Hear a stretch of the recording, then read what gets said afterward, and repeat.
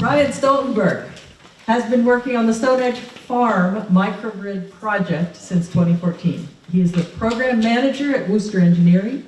His undergraduate degree is in environmental science and his master's in sustainable development, both from Cal State Chico. Ryan enjoys sharing the lessons and insights he's gained while working on the Stone Edge Farm microgrid project in Sonoma. He is a passionate hydrogen proponent.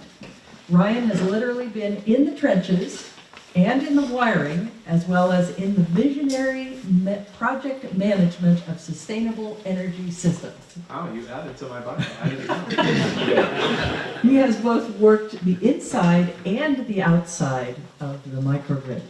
I'm going to be talking to you about a few different things today. So one of them is the project that we're working on in Sonoma that is a microgrid project.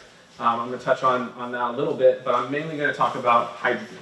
So how we generate, store it, and use it on site via our microgrid. And I'm also going to talk about the hydrogen market and challenges to that. And hopefully I'll leave it on a bright note of why we should move more towards hydrogen and, stop the argument between EVs versus fuel cells, because that's just shouldn't be the argument anymore. So Stone Edge Farm, this is a 16-acre property in Sonoma, California. It's got 16 buildings on it, 7 PG&E electrical services, and this is a privately funded microgrid project. So we only have one stakeholder, which makes us extremely agile. We can spend money on things that we think are innovative, and we can, spend time interconnecting those things, and the project itself it has been extremely changed since we started. So this was not a design build project. We've been building this project modularly out since 2013. So I'll talk a little bit about that and how that has led us to hydrogen. So here's a diagram. This is a drone picture of the farm there. So we have, like I said, 7 incoming services, and this is one of the 3 operating modes that we can run the microgrid in. So this is called grid tied mode, where all 7 of those service entries are touching the grid, right? So we can bring power in or out all 7 of those services. Grid parallel mode is where we actually cut off 6 of the 7, and we're actually distributing and generating our own power within the microgrid, sending that through our distribution line that we call the trunk line. So that's that blue line there that's actually tying all of those 16 buildings together. So we can be generating power on the north side of the property and using it on the south side, or we can be, running a battery down at the bottom and using that power via the trunk line on the north side. And then obviously the third operating mode is island mode, where we cut ourselves completely away from the grid and we are generating, using, and storing power inside the walls of the 16-acre property there. So balancing. We are a farm. This isn't a winery. We have a winery on a separate property. So the main loads of the site are really irrigation and heating and cooling. We have developed out this large-scale energy generation and storage facility, and when we are islanded, we do not have a relief valve for that power. So I like to use the analogy of a lot of hoses filling up a pool. So you have to balance how much power you're creating and using, because if you overflow the pool, you go dark. So there's a lot of control that falls into coordinating all of those assets to work together when you're in this operating mode, and that's where hydrogen comes in for us. So here is a list of the assets. I'm not going to dwell on a lot of them because a lot of them are batteries. So I appreciated the first presentation about batteries, but we are testing 5 different battery chemistries. We're trying to get away from lithium a little bit. We have some lithium ferrophosphate batteries. I was going to ask the question about that chemistry to you, but we can talk offline. So we have 10 solar arrays on 8 buildings. We have a capstone microturbine. We have a Tesla battery pack. We have an ESS iron flow cell battery. And then we have a aqueous hybrid ion aqueon battery, which is a saltwater battery. And we also have quite a few deployments of these lithium ferrophosphate batteries that we're big advocates for. So those are our energy storage devices. And then we also have hydrogen. So the three asterisks there are rely on plug power fuel cells, which is how we bring our fuel that we've created from our overgeneration back to electricity. Let's talk about how that cycle works. And then there's two electrolyzers there at the bottom. So right now we're in between equipment. So we had a Millennium Reign triple twin electrolyzer, which I'll talk about a little bit, installed on site for 2.5 years. It operated great, it just wasn't the right size for what we were using it for. And so we've upgraded and we now have a larger electrolyzer that I'll talk a little bit about as we get further into this. So hydrogen, how does it work? Basically, hydrogen is abundant. It's the first element in the periodic table. It's the smallest element. Obviously, it's got one proton, one neutron. And it's never found in the gaseous form at atmospheric conditions because it's so reactive. So hydrogen is usually water. That's its preferred molecule at atmospheric conditions. So hydrogen and oxygen really want to be together. So it takes a known amount of energy to break those bonds. So this is a water electrolysis diagram showing that process happening, breaking a water molecule into its two constituents of hydrogen and oxygen. So in this way, we can create fuel from water or store energy in the bonds of water.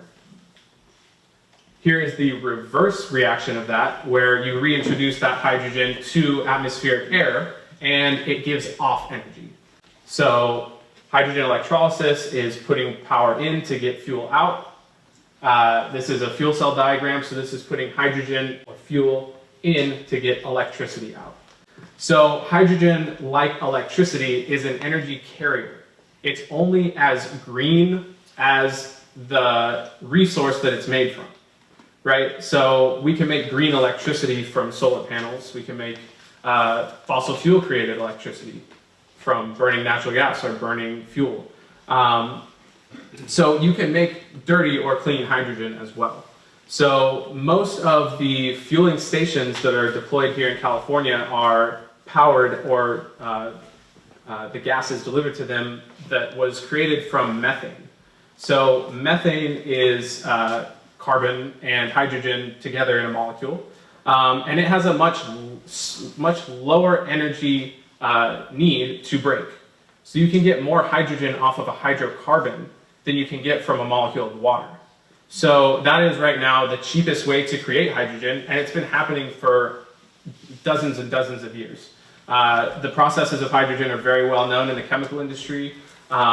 It's used in the reformation process of gasoline and diesel. So it's used in industrial gas as an industrial gas in a lot of different areas.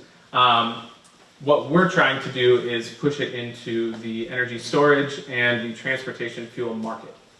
It's already happening here in California, but the adoption rate is not as quickly as a lot of early proponents had hoped, like Arnold Schwarzenegger. So here's an electrolyzer flow diagram of our old system. So this is our Millennium Reign system here. So pretty simple block diagram here. So we have our electricity and our water. So the water has to be purified, basically. You want the purest molecule of water you can get into your stacks, because if you have a bunch of ions floating around or dirt or something that gets into this reaction, it stays in the stacks, and that can cause some problems. So always filter your water going into the system. I failed to include the inverter here, or rectifier, which is taking the power from your panel to DC electricity. So there's DC electricity running through these stacks here and providing the power to break the molecule. So hydrogen always goes to the positive side of the electrode, and oxygen always goes to the negative side of the electrode. So that's actually how it's split and how it's separated. So the gas that's on the positive side always goes into one tank, and the gas on the negative side goes to the other. So we just let the oxygen go out into the atmosphere because we don't have a good use for it. but we dry and store the hydrogen compressed. So it comes out of the stack. We run through this drying system because there will be some residual water vapor left over. So desiccant is basically those little packets of silicone you get in your shoes, and they're moisture wicking. So that dries the gas out, so you have the purest molecule of hydrogen you can get, and then we store and compress and store it into our fueling station. So here's another little diagram. There's the car I drove in today, and here's our hydrogen fueling station right here. This is on our site, only privately owned one in California. So the way that this works is I kind of explained the process here of cracking the water and compressing it. So this goes to our storage tanks, and we have two uses for it. So we can either fill the cars up and drive the fuel in it, or we can bring it back to electricity via our fuel cells. So I want to talk about how the fuel cell car works and why the argument of an EV versus a fuel cell is ridiculous. This is an electric vehicle. The difference here is it has a smaller battery, which makes the car lighter, and you have a fuel cell range extender. So really, what's happening here is you have your hydrogen tank that you can fill at one of these commercial stations, and you have an electric car. And what's happening is the electric motor runs off of the battery, and when the battery voltage drops, there's energy drawn out of the battery, the fuel cell sees that because they're at the same bus voltage, and the fuel cell will charge the battery. So there has to be a battery in every fuel cell deployment because fuel cells inject power. They don't provide voltage. So that's another good thing to know about this is every fuel cell car is an EV, and every fuel cell deployment needs a buffer battery. So here is a picture of our next step. So this is our new electrolyzer. And I'm happy to talk about this with people if they're interested. This is a PEM electrolyzer. Our old system that I just described is an alkaline electrolyzer. So slightly different chemistries. This is spoolable. So we can give this a variance of power, and it will produce a variance of gas.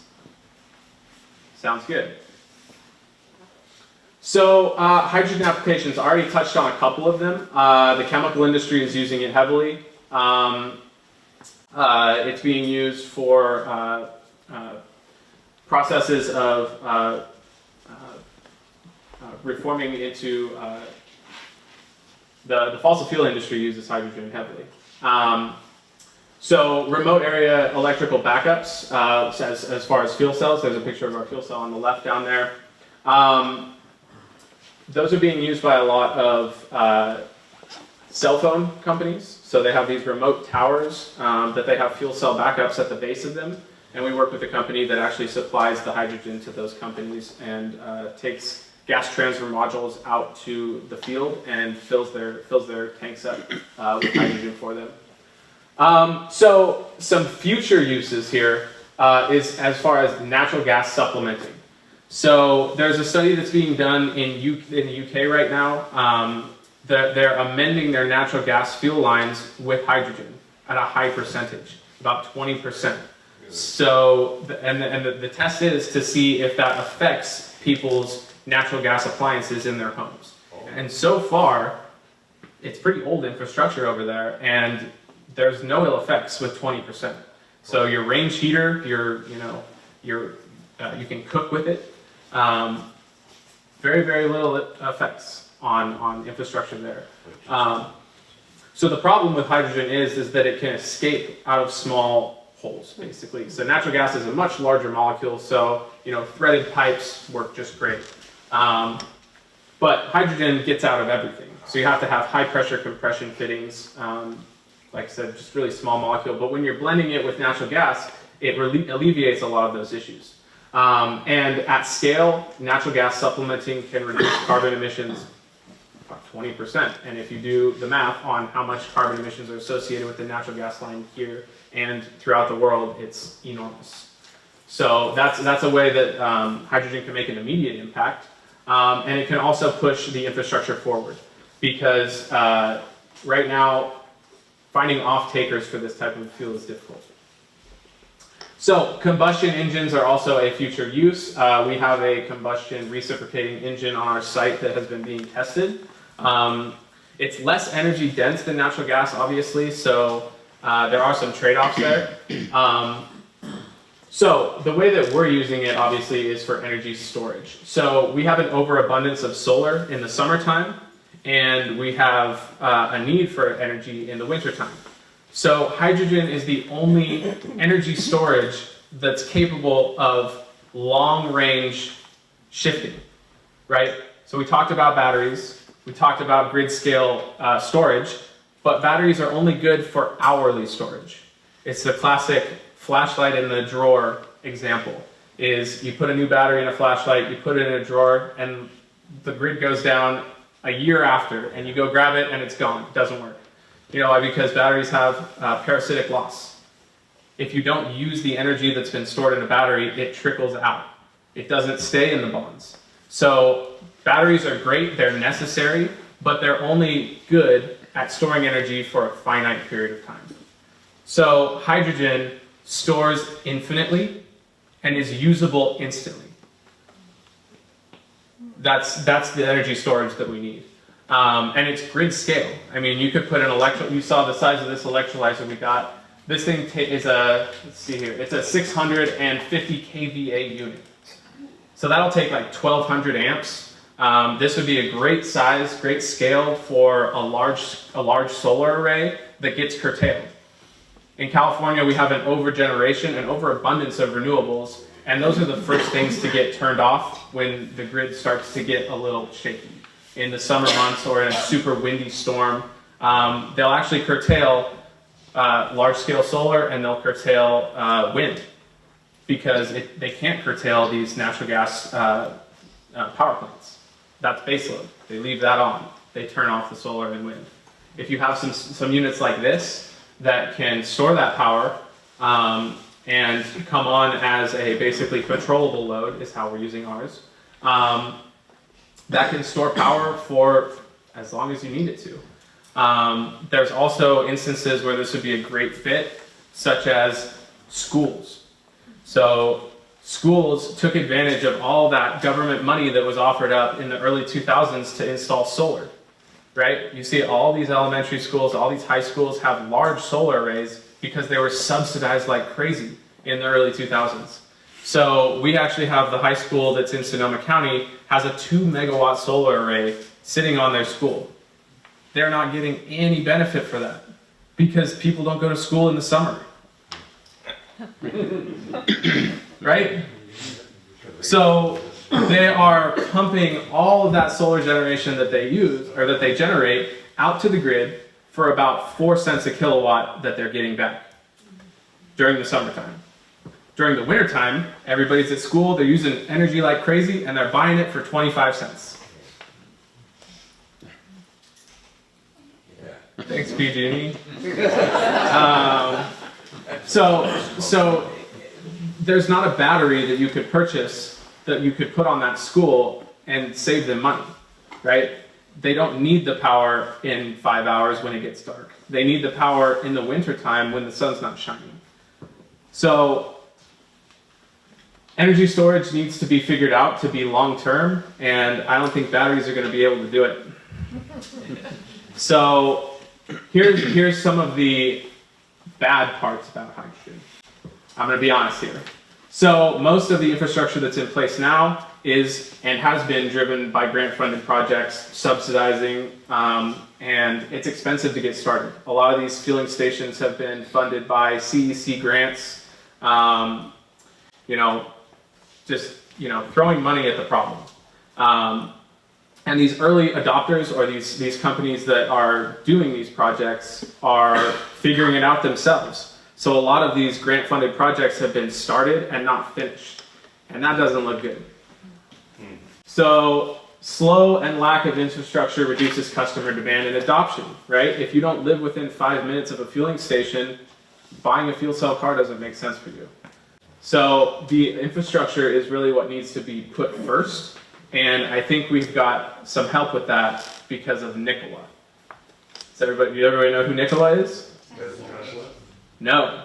Well, yes, you're right. I'm talking about the company called Nikola. This is a large trucking company based in Scottsdale, Arizona, sunny Arizona. And they have developed a fuel cell semi-truck that is out-competing everything on the market.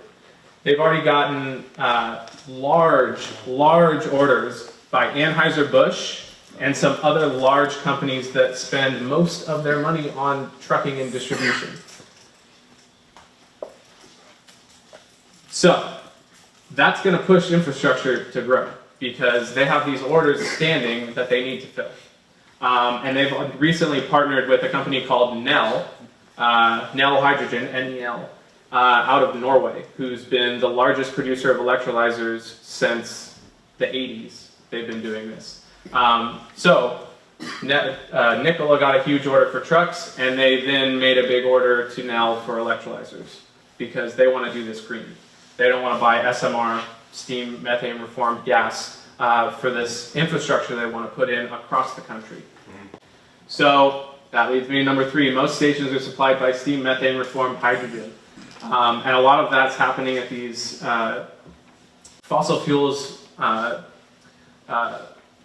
sites where they're reforming the gas. So SMR is what I was talking about earlier. It is the cheapest way to create hydrogen right now, is cracking methane. But that's releasing CO2. So it's a start, but it's not the long-term solution. So again, small market for electrolyzer producers is driving prices and making lead times long. So you saw the electrolyzer that we recently purchased.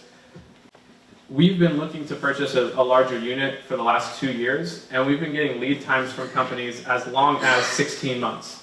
They're like, put the order in and we'll hand build you one, and it'll be ready in 2021. They're like, well, no, that's not what we want. So I think that Nikola putting that huge order into Nel is going to drive innovation in the manufacturing side of electrolyzers. Because like I said, a lot of these companies that are building these systems are hand making everything because it doesn't make sense for them to do a gigafactory, right? Where they're reducing their costs by manufacturing at scale. It doesn't make sense for them to do that when they get 2 orders a year. So I think that Nikola competing with the Tesla is going to drive both the price of electrolyzers, the price of hydrogen, as well as the infrastructure needed for people to at least have this as an option, right? I filled the car 10 minutes away from here. There's a hydrogen fueling station in San Ramon. Okay, the good part. Here's what I want to leave everyone with. California is incentivizing green hydrogen. The CEC has put out quite a few recent grant proposals based on high-scale renewable hydrogen generation, at least 1,000 kilograms per day. That's a lot of gas. So they're putting money up saying we want to green this infrastructure that we're starting to roll out. Because there's 35 hydrogen fueling stations in California, and there's 2 of them that are 100% renewable. The rest are 33%, which means they're buying green tax credits to say 33% of this is green. That's cheating. So number 2, transportation of fuel can account for a high percentage of price at the pump. Like I said, a lot of the gas that's being produced is in Southern California and Arizona. So diesel trucks are filling their tanks with hydrogen made from steam methane reforming and driving it to Truckee.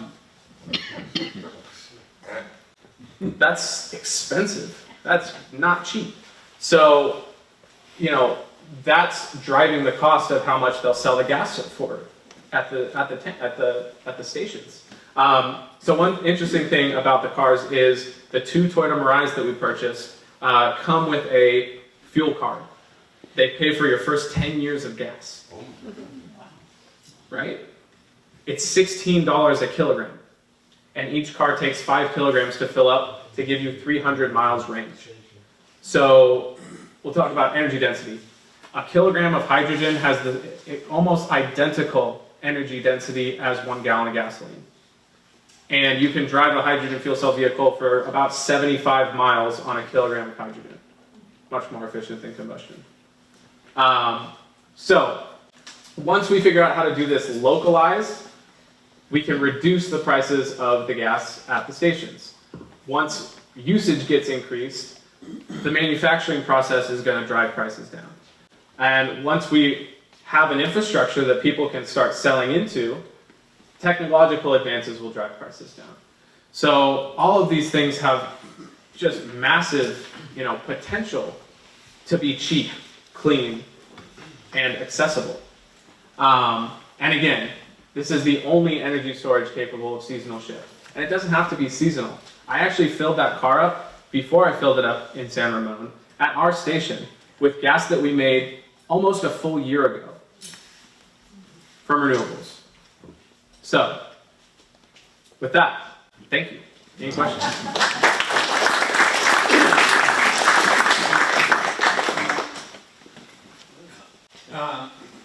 So I think about you're going home and Yep. just theoretically we're run over by an 18-wheeler. Thank you. And I'm thinking the Hindenburg. Yeah, that's exactly what Want me to tell you? I'll tell you all about the Hindenburg. Yeah. The Hindenburg burned because it had paint on the outside of it that was flammable. I understand. But Hydrogen, pure hydrogen, will blow a flame out. It's only flammable at a range of 4 to 75% mixed with oxygen. It doesn't burn as a pure molecule. If the tank ruptures. As the tank ruptures, it's the smallest molecule in the world. It will go 45 miles an hour vertical and turn into water vapor. Okay. The pressure is more dangerous than the gas, and it's far more safe than gasoline. You get run over by an 18-wheeler in a gas car, and it spills all over the floor and waits to catch on fire and burn you. Okay. If you're not dead yet. I can verify that when I was a kid, I used to fill balloons up with hydroxide in the bottle type of thing, and it exploded above the roof before it ever, you knew it. As soon as it broke the balloon, it went up. It's gone. Inside, it was gone. It's a tiny moth. It's so small, and it wants to be water as badly as anything ever wanted anything. As soon as it sees the atmosphere, it's water. Back when I was looking into this in 2006, it seemed the limitation was the storage tank in the car to get the range necessary for people to. It sounds like has that been solved? It's been solved. It's been solved. So they actually use the tanks in the car. Actually, are a plastic polymer that are wrapped with carbon fiber. So the compression of that wrap holds the pressure in the tanks. And there's actually 2 tanks in the car each, like 2.5 kilograms apiece. And they store it at 10,000 psi. So that's getting some energy density into your tanks. How long does it take to refill? About 5 minutes. Our station is at 6,000 psi because we didn't buy tanks capable of holding 10,000. So if there was a rollout of infrastructure at 6,000 psi, it would be drastically cheaper because you can use steel tanks. That's another financial barrier to this rollout. But a 6,000 psi fill still gets you 160-mile range in 5 minutes. That's better than an EV. But is there a safety issue with the high pressure storage? Yes, but it's not. It's overcomable for sure. Yeah, stuff's stored at high pressure all over the place and safely. Does that answer your question? I mean, yes. If you were to break a seal at 10,000 psi with your hand in front of it, it would cut your hand off. But there are companies that are building these compression and storage tanks to be compliant with safety ratings. So, it's as safe as going and filling your gas tank at the Shell, in my opinion. What is the, Sorry, go ahead. what is the trade-off of high pressure storage to using metal hydride? Metal hydride, you actually have to put energy in to get your hydrogen Put out. energy in to compress it. You absolutely do. But it doesn't store it as densely. So metal hydride was looked into. It's a whole lot safer. It is a whole lot safer, for sure. But you still don't get the energy density that you do from high pressure compression. So another thing I actually just heard about recently is this company that's doing oil storage. So I don't know what the chemistry is, but you push hydrogen into this oil substrate and it stores a ton of it. And you can get it. Bonding it to the oil. I don't know if it's it must be chemical bonding. I could get you the link. I read it and it was insane. We called the guy and we're like, hey, what's going on with this? And he said, oh, how much gas do you make? And we told him, and he's like, violates the second law, don't worry about it. yeah, I believe you. Well, so last question, I think the metal hydrides are lithium hydrides, which are usually the ones which are used to sell hydrogen. But the question I had to ask you was, you said that you can fill about 5 kgs of hydrogen at $80, $16 a kg, which gives you around 300 miles on a full charge. Yep, sure. So that's like around 30 cents per mile. But that's like comparable to your gasoline, in fact costlier than gasoline right now. Right? No, the infrastructure is not there, that's why it's expensive. So if you drive down, even at economies of scale, what is the estimate that you're trying to put it at? So I did a financial analysis of our system, and we were making our gas, if we were buying, so I did it with a couple of different things. I did it if we were making for renewables, I did it if we were buying power off the grid at 13 cents a kilowatt hour. And our system, our rickety handmade system, was making gas for about $11 a kilogram. Like I said, all those costs are tied into the lack of infrastructure. So it's the trucking you have to pay the trucker. But then even at 11, it's like not even half, right? Which still It's makes it's going to be driven down further and further and further, and that's it's at the wrong scale right now. So there's this company out of Connecticut called Fuel Cell Energy, and they do liquid metal fuel cells. So I've seen this guy speak a couple of times. It's kind of crazy, but they do large scale fuel cells that take natural gas and basically make it into electricity. But they found a way to tune their system so that it's creating electricity and it has a stream of hydrogen going out the other side. And they just partnered with Toyota to build a large-scale hydrogen system generating facility in the Port of Long Beach. So, and they're making it for, I think, about $4 a kilogram. That would be interesting. And they're sequestering a lot of the carbon, so it's cleaner than the green energy, or it's cleaner than the grid mix as far as carbon emissions. So my argument with everybody who says EVs are the best, EVs are better, is you're plugging your car in at night to the grid, which is 70% fossil fuels. Yes. Right? And also back to the point of talking about lithium batteries is you can have a much smaller battery for this size, and it's more efficient because of the weight. So batteries are heavy, like we talked about. Those Teslas weigh a lot, and that's driving down your fuel economy as well.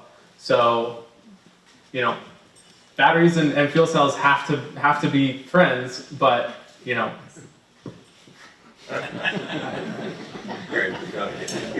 Yeah, no, we're good.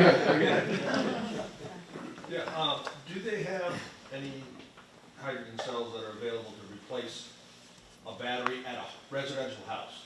So you wouldn't replace the battery; it would be an amendment to the battery. So let me answer that question. I have a picture here. I have a case where in my house, I cannot have solar cells to charge a car because I have underground power distribution.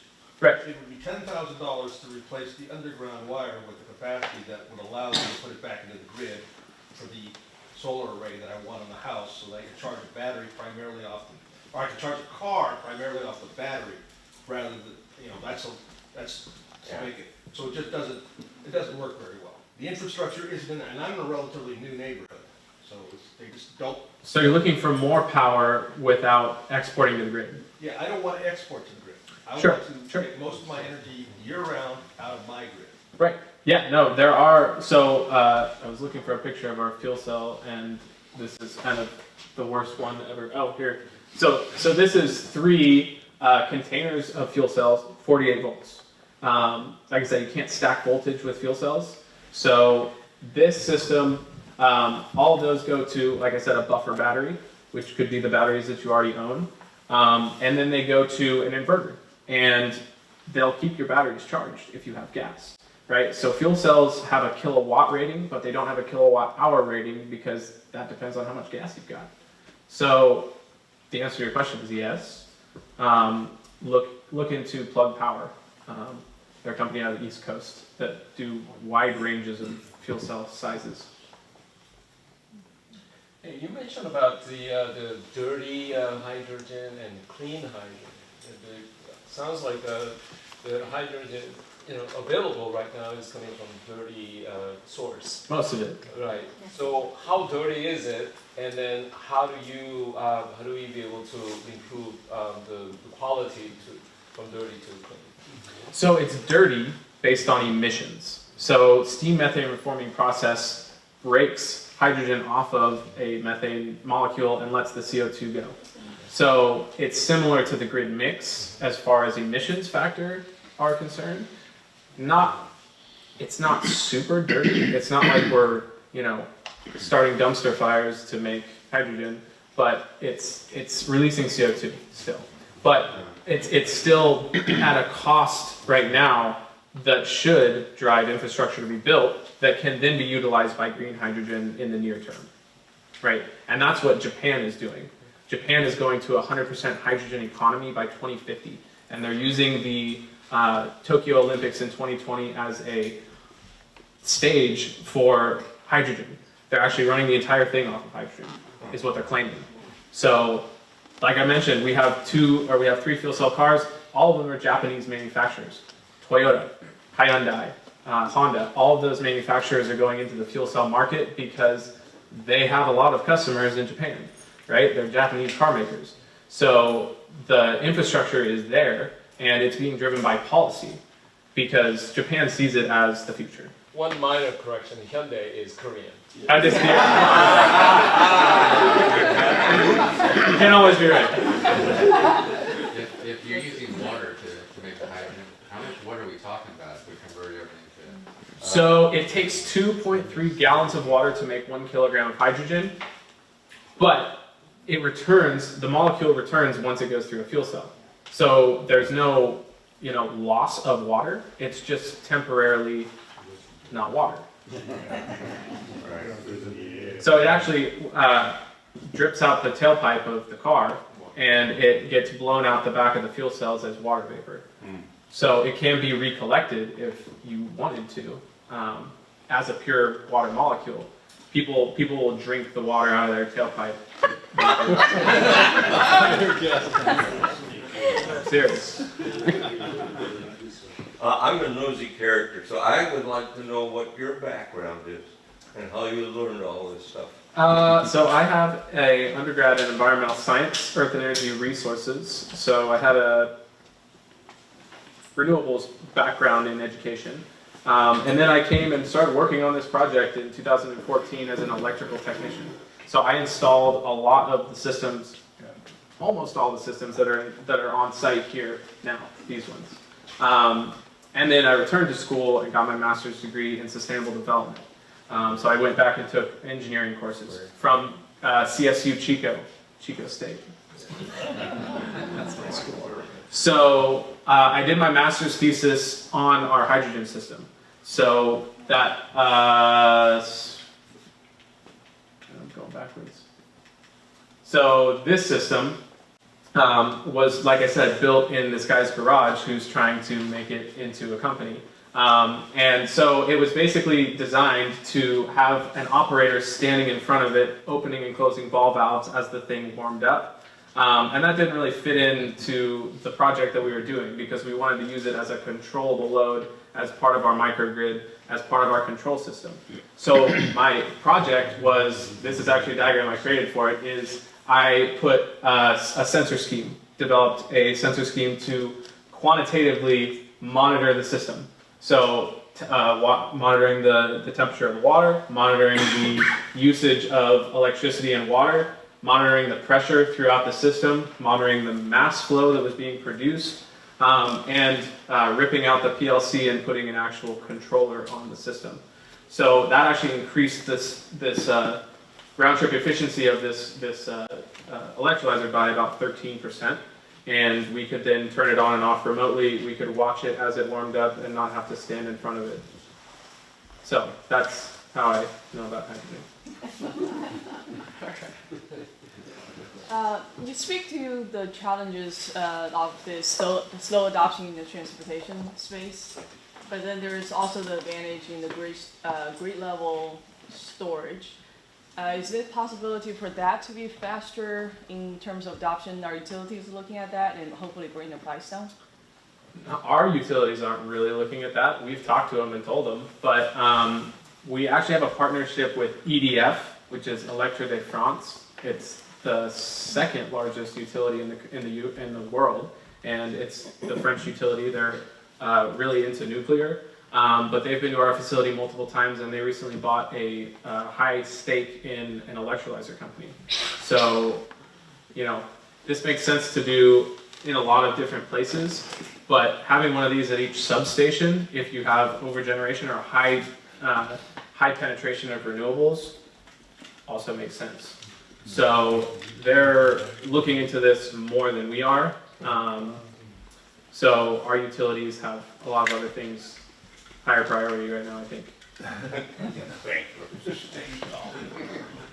How practical is it to store hydrogen for long periods of time? Completely practical. They actually found some tanks of hydrogen in a Nazi hole, or in, what was it, like a bunker. Yeah, that's the word I'm looking for. In a bunker that had been there since, you know. That's not my question. About what capacity would you require? How far can you condense down the volume? You can liquidize it if you compress it and cool it enough. But we store it in our tanks at 6,000 psi, but at the commercial stations they store it at 12,000 psi, which is a lot of pressure. But it can be stored in, like the gentleman said, the liquid or the metal hydride. There's a lot of ways to store it, but that is one of the challenges, is because storing it at those pressures is expensive. I was thinking of water-powered electric generators, where we have excess capacity some seasons. How practical is that, trying to store it in hydrogen form? Say that again, water, as far as like a hydro dam or hydro generation? That would be completely doable. Yeah. It doesn't, yeah, absolutely. Those generators make a lot of power, and like we said, it's not always being used the second it's being generated. Not even in the cycle of the day. Exactly. Yeah. The electricity is coming off continuously. Exactly. Thank you, Ryan. You're welcome.